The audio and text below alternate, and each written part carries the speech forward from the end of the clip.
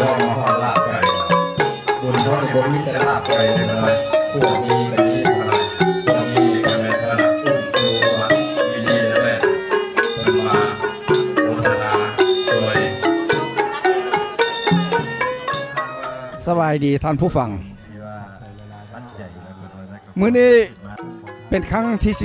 12ที่ชาวลาวนอกประเทศได้พากันมาสะเริ่มสะลองบุญหดส่งพระบางเจ้าที่วัดสมิญีพระบางเจ้านี่เป็นพระเจ้าองค์ศักดิ์สิทธิ์ที่สุดที่ชาวลาวตั้งแต่เนื้อตลอดตาเคยนับถือกันมาและบูชากันมาได้หลายร้อยปีมาแล้ว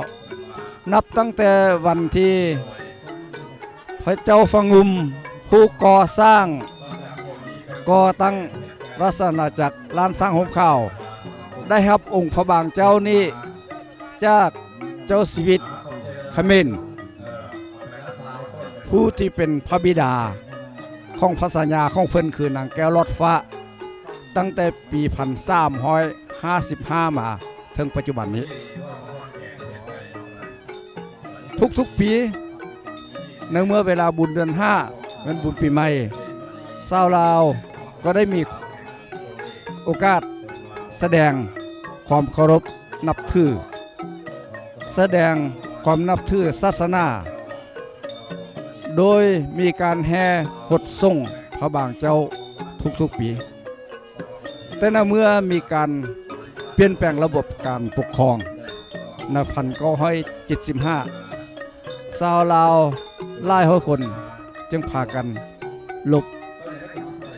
ออกนอกประเทศเลยบ่ได้มีโอกาสจะ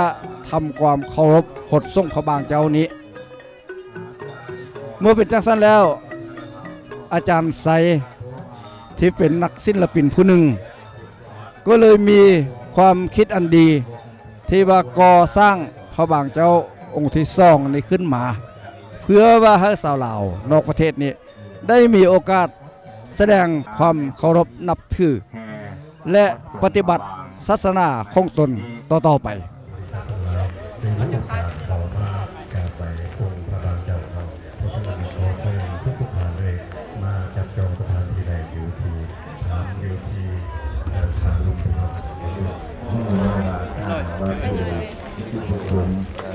ตั้งมาทัดส่วนของเราเป็นคุณอยู่ด้วยจะมรณามี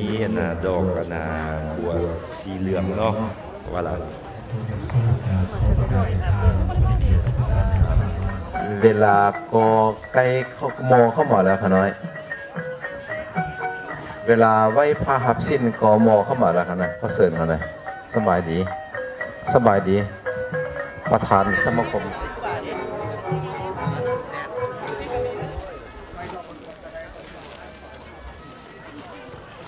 อิมินาสการเรนะตังสังฆาบังอาภิปูชยามาสวากขาโต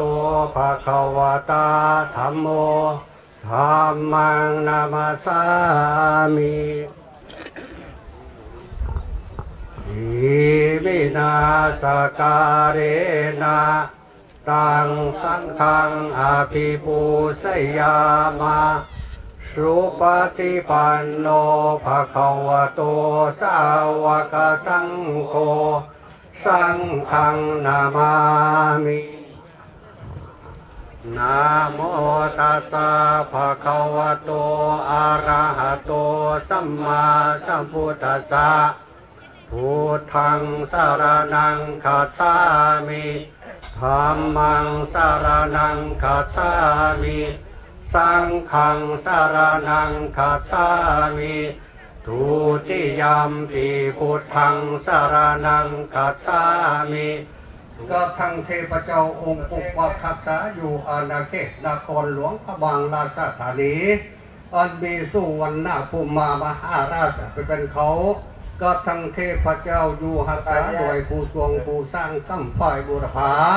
พุทธังสรณังคัจฉามิ พุทธังสรณังคัจฉามิ ธัมมังสรณังคัจฉามิ ธัมมังสรณังคัจฉามิ สังฆังสรณังคัจฉามิ สังฆังสรณังคัจฉามิ ทุติยัมปิพุทธังสรณังคัจฉามิ ทุติยัมปิพุทธังสรณังคัจฉามิ ทุติยัมปิธัมมังสรณังคัจฉามินะโมตัสสะภะคะวะโตอะระหะโตสัมมาสัมพุทธัสสะนะโมตัสสะภะคะวะโตสัมมาสัมพุทธัสสะนะโมตัสสะภะคะวะกวิโตอนุตตโลปุริสธรรมสารติสัทธาสังโฆอุสุปฏิปันโนสาวกสังโฆญาญาปฏิปันโนภะคะวะโตสาวกสังโฆ ครัวมี3หม้อหม้อใหญ่เติบเด้อคนน่ะเนาะเบอร์40คณะสู่วัดวิเดลแบนแกงเพชรไก่2หม้อใหญ่เบอร์40ปัจจัยบรรดาสมาคมส่งเข้ากองกลางสังสิ้นแห่ง30กิโลครอบครัวเวทมณีสมาคมยิงลาวแห่งเมืองโชเล20กิโลครอบครัวเป็นมณีมี10กิโลครอบครัวทานสมประจันทร์และยานางมีอินทวงศ์10กิโลข้าวเหนียว5ถุงนอดถุงเป็นมา25กิโลปล่อยพอดแก้วพอดทิพย์พอด3ประกาศจงปกเก้าเกษาของพวกท่านปรารถนาสิ่งใดประกาศใดประกาศหนึ่งก็ขอให้ได้สมมักสมปรารถนาโดยพระพร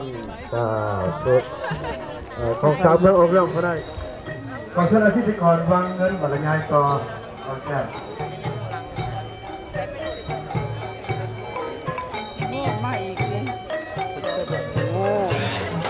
เพื่ออนุโมทนาแม่บุญพจน์สงฆ์พระบางสำหรับปีนี้ถ้าว่าท่านเองอยากจะไปอนุโมทนาหรือมีศรัทธาในการก่อสร้างวัดใหม่วัดเวรุอยู่ในพื้นที่ของเราและการ นั่นแบบถ้าว่าเย็นเอาน้ำมานั่นคือบ่อเด้อน้ำก้อนคือบ่อเด้อสิบบ้างมาน้ำก้อนกับมีใหญ่เที่ยเป็นอย่างเราก็จะเอาไปหาจานไปด้วยได้เสร็จดูพออยู่ไหนให้มันเต็มหมดแล้วได้ละกันได้เสร็จไม่หนึ่งเลยบุญพวกใครเป็นบุญแต่ละคนน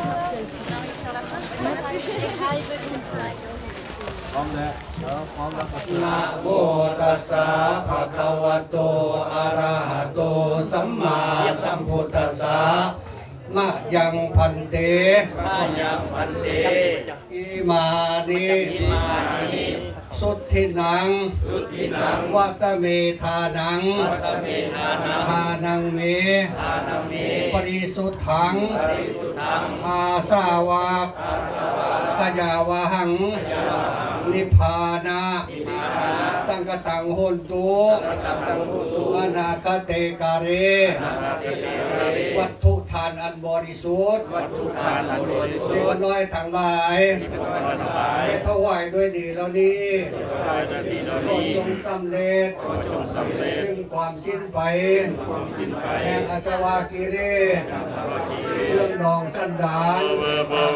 สุจิตังสติปัญญาสังเลโกวิยามินามาลาลาปันตุโนปัสสังกตุนจามริยสุเมพุทธาติปาวารุณาโตธัมโมนาโตวารุตตโมนาโตปัจเจกพุทโธจะสังโฆนาโตตาโรมามันเอสุตังมานุภาเวนามาโลกัสสังฆปันตุมาทุกขปัตตาจาริทุกขพยาปัตตาจาริพยาโสกปัตตาจาริโสกาอุนตุสัพเพปิปานิโนขอนมัสการคณะอันคณะยักข้อทำอาจารย์ว่าจุดประสงค์ไทยเฮามาทอนโฮมกันมื้อนี้ท่านแม่นมีอย่างใดกันแท้เนาะขอเจริญพรญาติโยมทั้งหลายการเที่ยวมาเต้าโฮมกันทำบุญโ หดสงแห่พระพุทธชินสีสักยมุนีพระบางเจ้านี้เขาหมายถึงว่าเป็นการรักษาฮิตของประเพณีที่เคยประพฤติปฏิบัติมาทุกๆปีตั้งแต่อยู่ประเทศลาวจนนี้มาอยู่ต่างประเทศนี้เอาก็คิดถึงว่าพระบางเป็นพระมิ่งบ้านมิ่งเมืองเป็นพระที่ให้ความคุ้มครองปกป้องรักษาแสดงถึงความสมานสามัคคีให้มีความอดทนต่อหน้าที่วิการภารกิจเฮาเฮ็ดเฮาทำสิ่งใดก็ต้องได้ปฏิบัติให้สำเร็จลุล่วงไปด้วยดีเขาได้ยินโฆษกทั้งหลายเพิ่นกล่าวอยู่ทางนอกคั่นว่าข้อให้พากันมาโมทนาเพื่อว่าจะมีการสร้างซ่าวัดอันใหม่คนน้อยก็ฮู้ว่าอาจารย์เป็นผู้หนึ่งเป็นผู้ที่ว่าขยันขันแข็งในการก่อสร้างวัดอันลาวอยู่นอกประเทศนี้ก็ได้ยักข้อให้เพิ่นอธิบายให้พุทธศาสนิกชนฮู้จักดีคนนั้นอันนี้ก็หมายถึงว่าศรัทธาญาติโยมมาสร้างน้ำกระทำบุญแล้วก็หมายความว่าอยากให้มีโอกาสสร้างวัดอีกวันนี้เขามาทำพิธีเฮ็ดพิธีอยู่นี่มันก็สถานที่กับบ่เหมาะสมมันแคบแล้วก็บ่ได้สะดวกสบายมันไกลฉะนั้นเขาจึงว่าเริ่มการสร้างวัดใหม่นี้ก็เพื่อให้ความสะดวกแก่ประชาชนแก่ญาติโยมอยู่ใกล้ก็มาพร้อมเพียงกันอยู่บนเมืองบุชีซอกนี้มันง่ายฉะนั้นจึงหาสถานที่อันเหมาะสมที่ทางเจ้าเมืองเพิ่นให้สถานที่ของเฮาได้ซื้อมาเป็นก่อสร้างแล้วฉะนั้นการแผ่ศรัทธาญาติโยมนั้นก็สุดแล้วแต่ศรัทธานะเมื่อมีโอกาสสร้างน้ำกระทำบุญเฮาก็ต้องได้แจ้งข่าวนี้ให้ญาติโยมผู้ที่ให้ทานก็มีบ่ได้ให้ทานก็มีผู้ได้ยินก็มีบ่ได้ยินก็มีหรือฮู้หรือบ่ฮู้ก็ต้องเป็นจำเป็นได้บอกในเวลานี้เพราะคนมาล่วงหลายภายมากเพื่อให้แจ้งข่าวการสร้างวัดวาของเขานี้ให้ทั่วถึงกันนะขอขอบใจขอนมัสการอาจารย์เวียงไสอาจารย์เวียงไสเป็นผู้ที่ว่ามีความคิดและการแนะนำการรอพระบางเจ้าองค์นี้ขึ้นมาขณะจะข้อให้เพิ่นอธิบายสิ่งต่างๆที่เพิ่นไปปฏิบัติตั้งแต่มือทำอิฐจนว่าจบพ้นงานให้สาวศาสนิกชนฮู้จักได้ขน่อย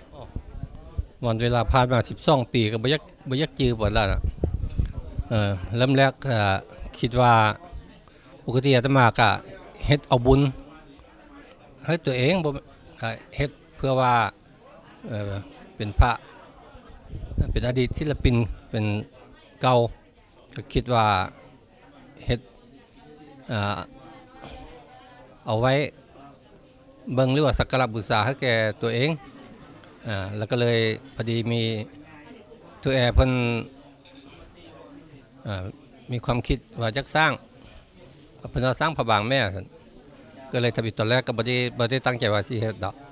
ต่อมาแล้วก็เลยมีนิมิตคือฟันเห็นมี คนมาบอกอันนี้อาตมามีหนังสืออยู่อันนี้เคยจดไว้พออาตมากล่าวไว้ในตอนต้นนะแต่ว่ารายละเอียดท่านได้แปลว่าให้ไปซอกเอาหนังสืออยู่ตัวนั้นท่านมีอยู่บัดแล้วสิเอาให้แต่ตอนนี้ท่านแปลว่าก็วันเวลาผ่านมา12ปีกับถือว่าได้เฮ็ดสิ่งที่เป็นประโยชน์ให้แก่วัดวาพระศาสนาเป็นการเต้าโฮมพุทธบริษัททั้ง4คือพระภิกษุสงฆ์บาศกอุบาสิกาและก็สามเณรเพื่อรักษาไว้ซึ่งฮิตของพระพิธีอันดีงามสืบต่อไปในการข้างหน้าส่วนปิ๊กย่อยท่านแปลว่าอาตมาข้อเอาไว้ทีหลังเพราะว่ามีหนังสือที่พิมพ์ไว้อยู่อาตมาก็บ่จื้อละ10 กว่าปีผ่านมาเพราะว่าเรื่องมันมีล่วงหลายภายมากก็บ่ได้เอาเข้าหัวปานใดขอให้ขอขอบใจขออนุโมทนา